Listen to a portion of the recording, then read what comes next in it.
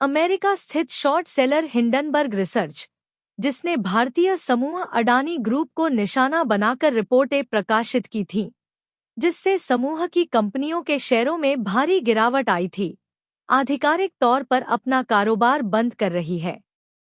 उन्होंने नोट में आगे कहा, जैसा कि मैंने पिछले साल के अंत से ही अपने परिवार, दोस्तों और अपनी टीम के साथ साझा किया है, मैंने हिंडनबर्ग रिसर्च को भंग करने का निर्णय लिया है।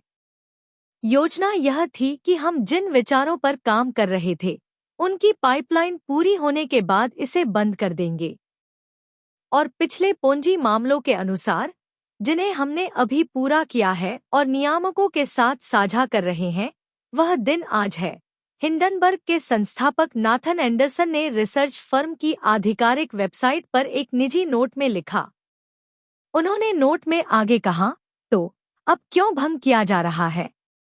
कोई खास बात नहीं है, कोई खास खतरा नहीं, कोई स्वास्थ्य समस्या नहीं और कोई बड़ा व्यक्तिगत मुद्दा नहीं। जनवरी 2023 में हिंडनबर्ग ने वैश्विक ध्यान आकर्षित किया जब उसने भारतीय समूह अडानी समूह पर धोखाधड़ी और स्टॉक हेरफेर का आरोप लगाते हुए एक रिपोर्ट जारी की। रिपोर्ट में कहा गया था कि समूह कृत्रिम रूप से अपने शेयर की कीमतों को बढ़ा रहा था और इसका मूल्यांकन 80% से अधिक था। इस रिपोर्ट ने अडानी समूह के शेयरों में भारी बिकवाली की, जिससे बाजार पूंजीकरण में कमी आई। इसके बाद लगातार रिपोर्टें आईं। अडानी और उनकी कंपनियों ने सभी आरोपों से इनकार किया। 2024 में शॉर्ट सेलर ने भारतीय प्रतिभूति और विनिमय बोर्ड सेबी की अध्यक्ष माधवी पुरी बुच और उनके पति धवल बुच के खिलाफ हितों के टकराव का आरोप लगाया। उनका दावा था कि कथित अडानी मनी साइफनिंग से जुड़ी अपतटीय संस्थाओं में उनकी हिस्सेदारी है। ये आरोप एक व्हिसलब्लोअर द्वारा उपलब्ध कराए गए दस्तावेजों और अन्य जांचों पर आधारित थे।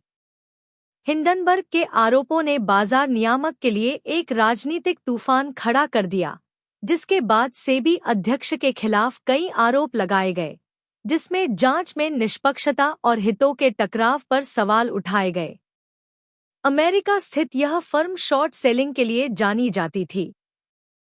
शॉर्ट सेलिंग एक ऐसी रणनीति है जिसमें ट्रेडर्स किसी परिसंपत्ति, अक्सर स्टॉक की कीमत में गिरावट से लाभ कमाते हैं। शॉर्ट सेल में निवेशक किसी स्टॉक के शेयर उधार लेते हैं, जिसके बारे में उन्हें लगता है कि उसका मूल्य गिर जाएगा। उन शेयरों को खुले बाजार में बेच देते हैं और बाद में उन्हें कम कीमत पर वापस खरीदकर ऋणदाता को लौटा देते हैं।